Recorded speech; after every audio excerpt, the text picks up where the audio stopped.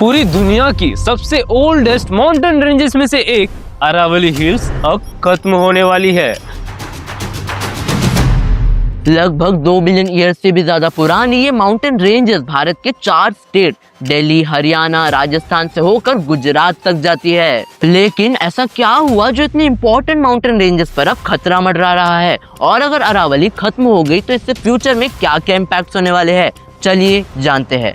नमस्कार भारतवासियों, अरावली रेंजेस जो हजारों सालों से हमारी धरती पर मौजूद है, लेकिन आपको सुनकर हैरानी होगी कि इंडियन गवर्नमेंट के पास अरावलीज के लिए कोई डेफिनेशन, कोई परिभाषा है ही नहीं, जिस वजह से लोग माइनिंग माफिया और कंस्ट्रक्शन बिल्डर अरावलीज पर अंधाधुंध खुदाई कर रहे हैं। क्योंकि यहाँ रिसोर्सेस का भंडार है, तो इसलिए एक पूरा पहाड़ी गायब कर रहे हैं। इसी काले धंधे को रोकने के लिए गवर्नमेंट ने बनाया एक डेफिनेशन। इस डेफिनेशन को आप ध्यान से सुनिए, क्योंकि इसे पॉलिटिशियंस एंड बिल्डर्स के लिए सोचकर बनाया गया है, ना कि अरावलीज को बचाने के लिए।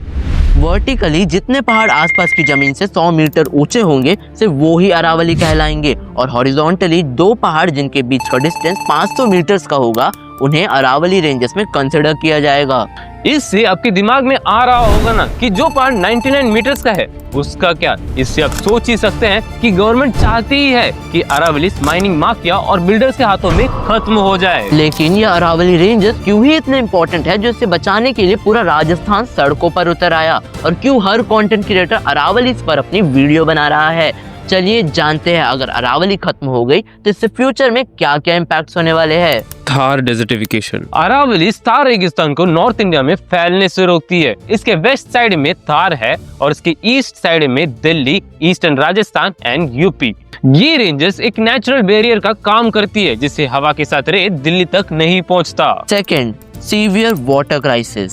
अरावली के कटने के बाद अरावली से निकलने वाली नदियां बनास, लूनी और साबरमती सब सूख जाएंगे, और थार डेजर्ट की रेत गंगा यमुना में जाकर मिल जाएगी, जिससे वह भी कुछ सालों में सूख जाएंगे।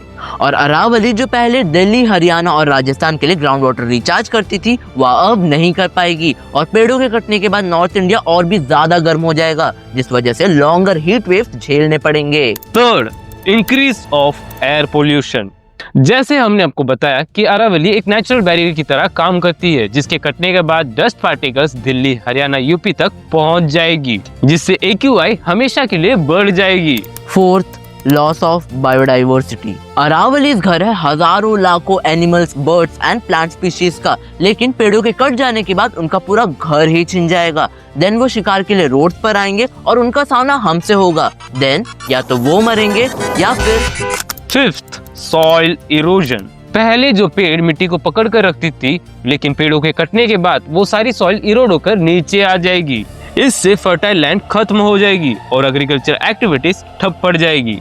Sixth, frequent floods. जो अरावली रेन वाटर को स्लो डाउन करके पहले पी जाती थी, लेकिन फ्यूचर में बारिश का पानी जमीन के ऊपर से ही बहता चला जाएगा, और इससे अर्बन फ्लड्स आएंगे, जिस वजह से दिल्ली, गुरुग्राम और जयपुर जैसे शहर मॉनसून में डूब जाएंगे। Last, irreversible damage. एक पहाड़ को हम तोड़ तो सकते हैं, लेकिन क्या उसे दोबारा बनाया जा सकता है? नहीं ना। इतने ओल्डेस्ट माउंटेन रेंजेस को अगर तोड़ दिया गया तो यह दोबारा कभी नहीं बन पाएगा।